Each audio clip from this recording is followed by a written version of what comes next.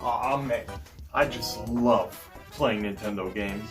I just wish there was some way where I could just play them on the go, both backwards compatibility, because I'm not lame. Oh, I think I'm sitting on something. Oh, wait. But I don't mean the 3DS, I mean something different. Something that can do the same thing as that, but with older games. You know, somewhere from around the GameCube/Wii era. Well, something like that did actually exist. It is my good friend, the Game Boy Advance. That's 30. No, that's not good enough. Because you can't see it in low-light conditions. Which makes it very bad. Something with a lit screen would be more ideal though. Kind of like what the 3DS had. But it could still play the same games the Game Boy Advance could. But technically, this thing was incredible. So we're all familiar with the Game Boy Advance, right? Good. We don't care about that. What about the 3DS? Also good, but we don't care about that either. But one thing. It's like a hybrid of the two. It can play its own games, but it can also play games from the previous console generation, mainly handheld. It is called, we can get it right here. Ah, there it is, the Nintendo DS Lite. It's everything the Game Boy Advance wanted to be, but couldn't. Mainly because this thing sucked. This thing had 2 screens, making it twice as good. At least from a statistical standpoint. It had wireless connectivity so you could play multiplayer games without having to connect with a wire, unlike the Game Boy Advance.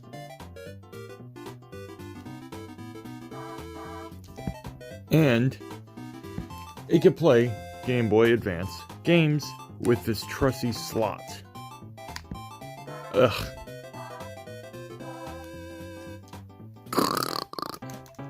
I don't like how it sticks out on this model. It's like a handle. Nope, you turn it on.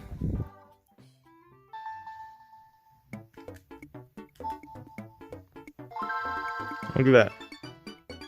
You are playing Game Boy Advance game. How neat. But it can also play its own games, which I don't happen to own. Sadly. But I mean, they're classic, like New Super Mario Bros., Sonic and Sega All-Stars Racing, Sonic Colors, Mario Kart DS. There are a lot of good games out there. A lot of people talk about Super Mario 64 DS as if it's the best thing ever since sliced bread, but I don't know, sliced bread wasn't that great to begin with. And I mean, this thing didn't give you one reason not to buy a Game Boy Advance, but 2.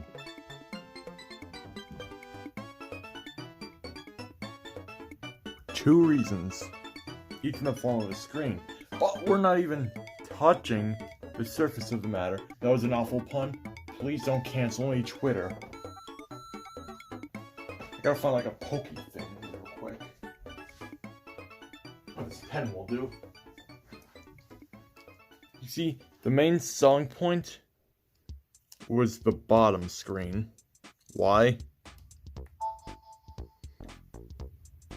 It was a resistive touch panel. Right, it could respond to touch. You could do stuff with it. And a lot of games actually used these 2 screens in tandem, such as the giant Bowser fights in Mario & Luigi Bowser's Inside Story, where you would hold it like a book. Bowser was on the left side, and the thing you were fighting was on the right. Something like that. So, honestly, Nintendo put a lot of R&D into this, and it is actually their most successful console to date.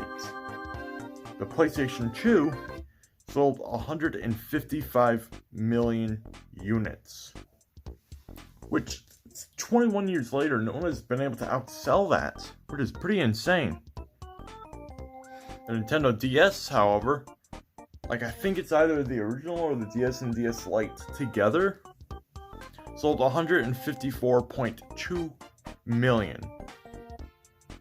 They're 0.8 million away from selling the same amount of PlayStation 2s, and they only need one more to pretty much outsell it.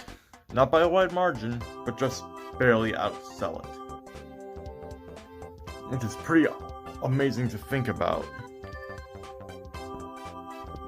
This little handheld that almost cost Nintendo their whole business almost sold better than the PlayStation 2.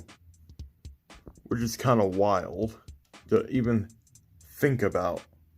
Obviously, mine is missing a couple of things. The dust cover for the GBA slot and the stylus. But enough about that, let's talk hardware. No, the Nintendo DS was special in the sense that it got 2 whole processors. That's right, 2. Come on, pen. Don't do this to me.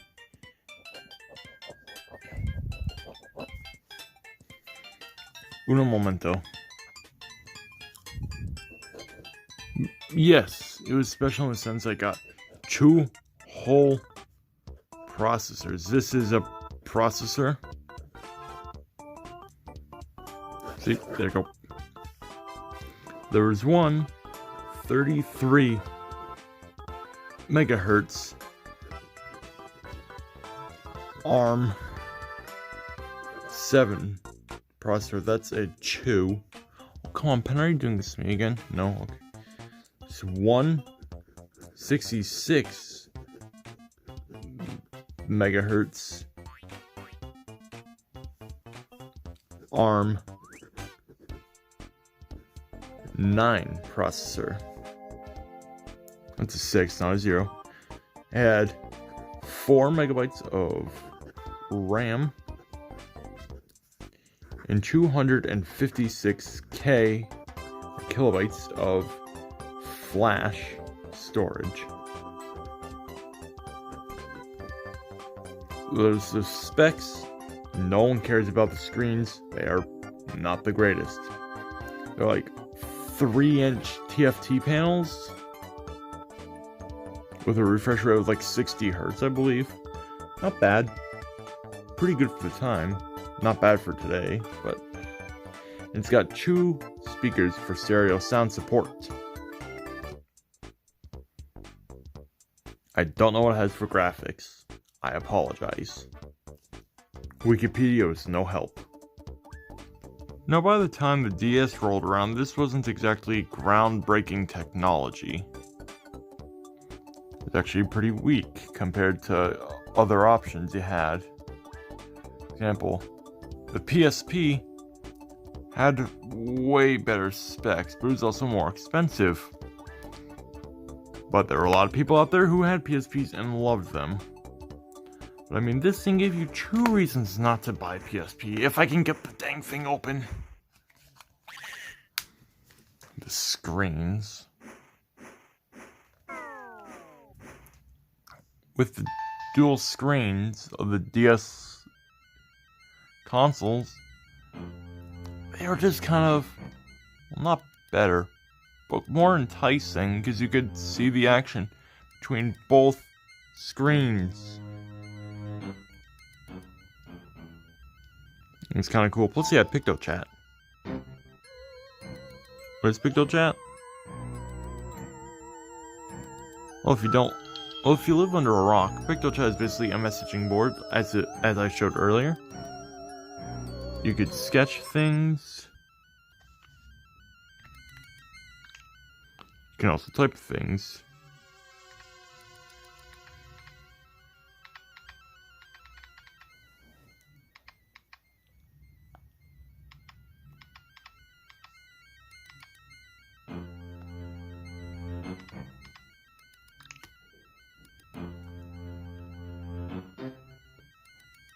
And then whoever's connected to you can send something back. You just need to wait for someone to join, and then they can send something back.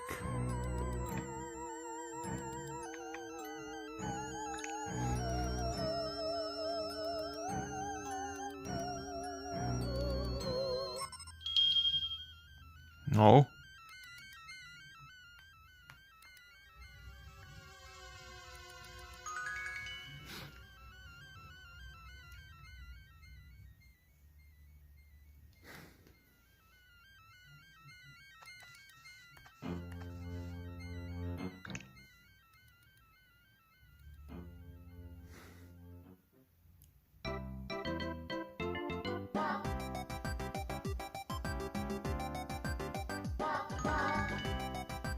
Okay, that's kind of cool. Now let's talk about the actual hardware of the DS. And by hardware, I mean the stuff you're touching when you're playing it, and the stuff you can see. Now, as I had said previously, the Nintendo DS Lite has two 3-inch TFT displays. The viewing angles are atrocious. Then again, this is 2006, it couldn't be fantastic. It just had to be good enough to get the job done. It has buttons, a D-pad, using the membrane-style buttons you'd see on a Game Boy, or an NES controller, ABXY buttons, using the same technology, start and select, using really clicky tack switches, and then two shoulder buttons. It's also got a volume slider, and the power switch, it's spring-loaded. I don't like it that much. It's kind of annoying. Normally there is a dust cover here, but like I said earlier, I do not have it. So normally stylus over here. I plan to get that one, the stylus, soon. Got two stereo speakers. I don't know the wattage of them, but they don't sound great, so I'm gonna guess not very high. Or they don't get very loud, so not very high probably.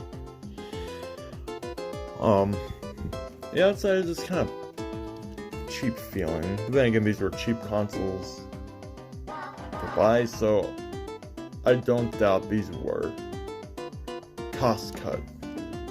You got two lights. One's for power, it's green when it's got a good charge, red when you need to charge it. Don't expect to have to charge it anytime soon. I last charged it 2 weeks ago and the power indicator is still green. And it flickers when it's using wireless communications. This one is the charging light, it's orange. When it's on, it's charging. When it's off, it's done charging. Once you see it turn off, you can unplug it. Okay.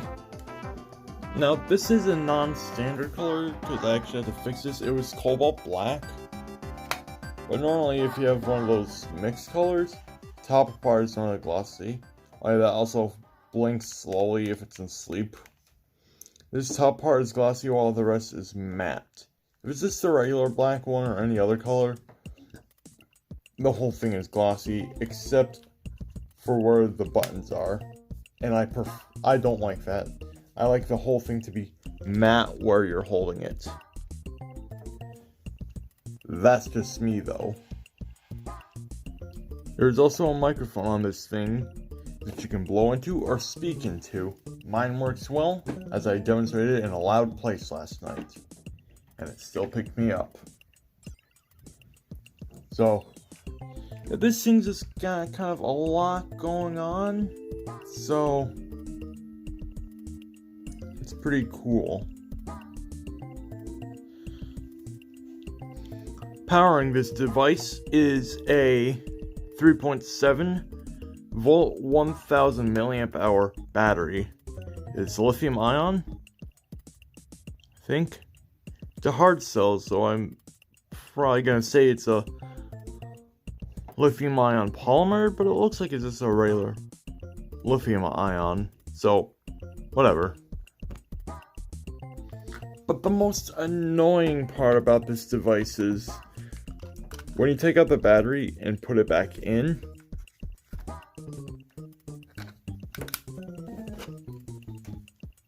you'll never believe this.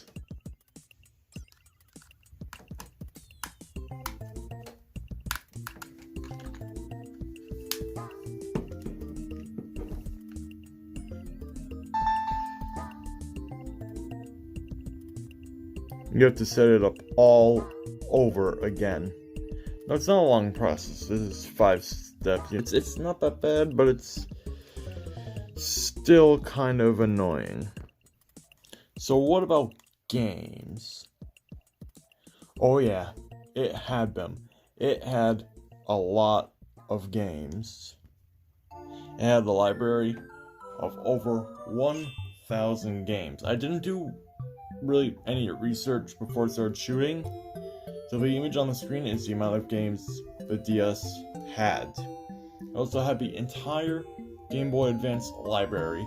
That's probably more than 2,000 licensed games. Unlicensed games don't really go accounted for. So, but that is a lot of games for just one console to play. Just one console. The build quality is okay, but I mean, I felt worse. I do like the softer buttons, I'd hate to admit it, but it's not great for most applications. Like a game like New Super Mario Bros., that does better with more tactile buttons. You gotta hold down the Y button if you want to run, and you also gotta occasionally press the B button to jump. Unless you're an abomination that uses X and A, or B and A, for B for run, A to jump. I don't like you. Or Y to jump and X to run or whatever. That's just an abomination. But, you know, it earns a pass. It passes as treasure. And now this thing is like 15 years old. So it's definitely considered retro now. I mean, this is continued in 2014, like, dude. That thing practically outlived the Virtual Boy. Alright, thank you so much for watching this review video. I'm sorry for not uploading more often, and I'm sorry if this one seemed kinda lazy compared to my other ones, but I tried being a little more enthusiastic than normal. I tried opening my mouth more so I don't mumble. I tried going more into the nitty-gritty of things. I would have had a more complete review, but I don't own any games for the thing, so I really can't. It's kind of incomplete as it doesn't have the GBA slot dust cover or the stylus, so I know I should get some of those. I am going to do a review on the new Nintendo 3DS somedays, like I did with the new Nintendo 2DS XL. May that thing rest in peace. And I'm also going to be doing something on the DSi if I can ever get my hands on one again. So yeah, those are some plans for the future. Yeah, with all of that out of the way, I will see you in the next video. Goodbye.